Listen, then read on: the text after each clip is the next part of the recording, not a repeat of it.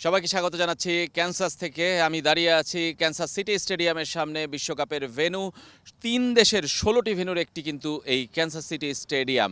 অবাক হলেও সত্য যে বিশ্বকাপের সময় সব ভেন্যুর দর্শক সংখ্যা অর্থাৎ আসন সংখ্যা বাড়ে, কিন্তু এই স্টেডিয়ামের ক্যাপাসিটি কিন্তু কমে গেছে।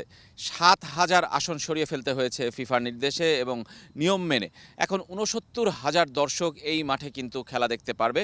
এবং বলে রাখা ভালো যে এই 69,000 দর্শক যে খেলা দেখতে পারবে তাদের সুযোগ সুবিধা দেওয়ার জন্যই কিন্তু ওই 7,000 সিট সরিয়ে ফেলতে হয়েছে। এবং এই 7,000 সিট সরিয়ে ফেলার কারণে আসলে এই স্টেডিয়ামের ক্যাপাসিটি 69,045 এই মুহূর্তে, এবং সেটি এখনও কিন্তু যুক্তরাষ্ট্রের পঞ্চম সর্বোচ্চ, এই ওয়ার্ল্ড কাপেরও পঞ্চম সর্বোচ্চ আসলে স্টেডিয়াম আসন সংখ্যার বিচারে কিংবা সিট ক্যাপাসিটির বিচারে বলতে পারি। এর আগে রয়েছে Mexico, new York, Dallas, Atlanta, এই 4টি স্টেডিয়ামের পরেই কিন্তু পঞ্চম এটি।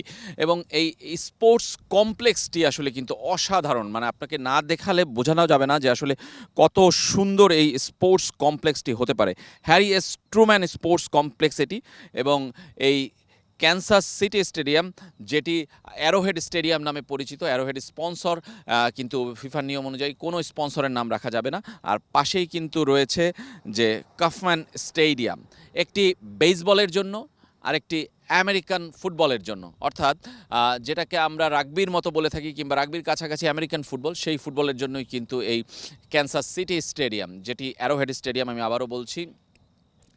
এবং এই স্টেডিয়ামটি দেখতে অনেকটা নৌকার পালের মতো, খুব সুন্দরভাবে কিন্তু আসলে এই স্টেডিয়ামটি তৈরি করা হয়েছে এবং এত বড় জায়গা জুড়ে এটি করা হয়েছে এবং এত সুযোগ সুবিধা রাখা হয়েছে দর্শকদের আসার জন্য। এবং বিশাল পার্কিং লটও কিন্তু রয়েছে, যেখানে আসলে শত শত গাড়ি কিন্তু এখানে থাকতে পারে। এবং এই যারা দর্শকরা আসবেন তারা যেন আসলে খুব সুবিধা মতোভাবে ঢুকতে পারেন এবং বের হতে পারেন, সেই ব্যবস্থা করা হয়েছে। তবে একটা কথা বলে রাখি যে এই স্থানীয় আয়োজক কমিটি, ক্যানসাস সিটি স্টেডিয়ামের যে আয়োজক কমিটির প্রধান রয়েছেন, সিইও, তিনি কিন্তু দর্শকদেরকে অনুরোধ করেছেন অন্তত কয়েক ঘন্টা আগে এই স্টেডিয়ামে আসতে, কারণ এত লোকের চাপ হবে যে সেটা সামাল দেওয়ার জন্য আসলে এই অনুরোধ তিনি করেছেন। এবং যে শহর রয়েছে, শহর থেকে কিন্তু বাসে করে দর্শকদেরকে নিয়ে আসা হবে, কিন্তু প্রত্যেক দর্শককে সেজন্য খরচ করতে হবে $15 করে।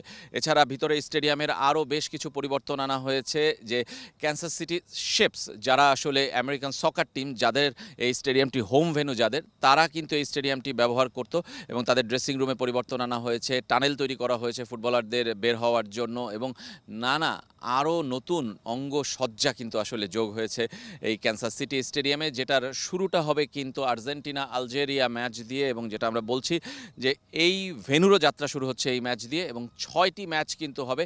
11 জুলাই সবশেষ ম্যাচ হবে এই মাঠে। সুতরাং দারুণ কিছু দৃশ্য দেখা যাবে এই মাঠে যখন বিশ্বকাপ খেলা শুরু হবে।